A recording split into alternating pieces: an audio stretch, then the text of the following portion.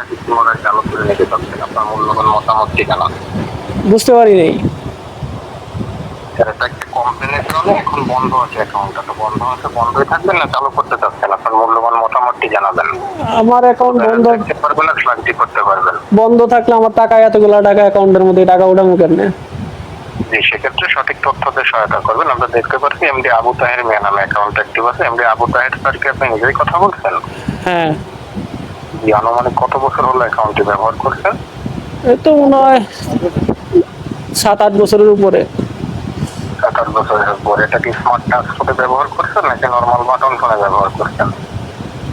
আমি তো ভাই অত কি পড়াশোনা জানি না, বাটন ফোন চালাই।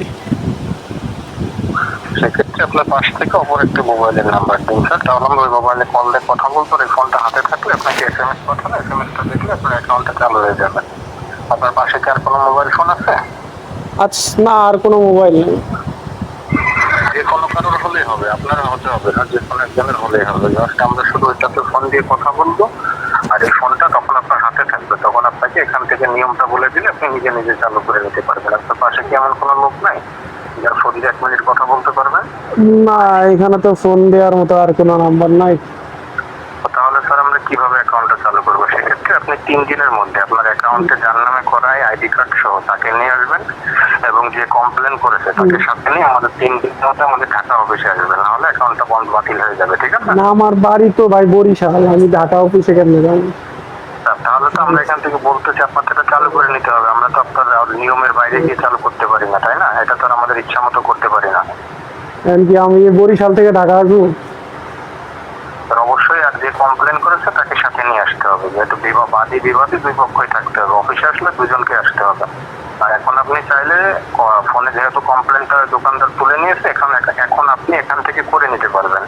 এখন আপনি কি চাচ্ছেন, এখান থেকেই করবেন নাকি অফিসে এসে করবেন? এখানে ছাড়া আর আমি কিভাবে করবো? আমি কি এত দূর থেকে আসতে পারবো নাকি? আচ্ছা, সেক্ষেত্রে আমরা তাহলে আপনার ফোনে একটা মেসেজ দিচ্ছি, মেসেজটা পাঠিয়ে আমরা কলটা কেটে দিচ্ছি। আপনি মেসেজটা ওপেন করে দেখবেন, মেসেজের মধ্যে একটা সিরিয়াল নাম্বার থাকবে। সিরিয়াল নাম্বারটা মনে রাখবেন, আমরা আবার কল দিয়ে সিরিয়াল নাম্বারটা জিজ্ঞাসা করব।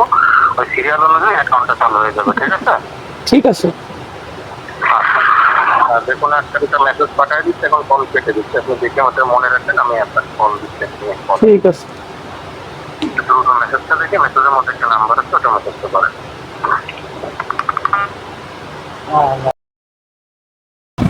বুঝতে পারি নাই।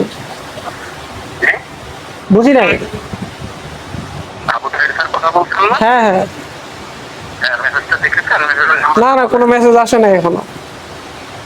বিকাশ থেকে গিয়েছে স্যার? বিকাশ থেকে কোনো মেসেজ পান নাই? না না, কোনো মেসেজই আসে নাই এখন। আর অবশ্যই এখান থেকে গিয়েছে, আপনার টাকার মেসেজ এখানে যাবো, এখানেই মেসেজটা দেবে স্যার। সেক্ষেত্রে তাহলে আমার অ্যাকাউন্টটা বন্ধ করে রাখবেন, আপনি 3 দিনের মধ্যে টাকা এসে চালু করে নেবেন। ঠিক আছে? মেসেজ না আসলে কি করবো? মেসেজ পাঠান আগে। স্যার আমরা এখান থেকে পাঠিয়েছি, আপনি হয়তো পান না কি না পেয়েছেন কি পান না সেটা আপনার ব্যাপার। আপনি টাকা এসে চালু করে নিয়ে যাবেন, আমরা অ্যাকাউন্টটা বন্ধ করে রাখছি। আর যে কমপ্লেন করছে ওনাকে সাথে নিয়ে আসবেন। মেসেজ আপনি পাঠাইলে তো আমি আপনারে দিব। বুঝা লাইছি। আমার ফোন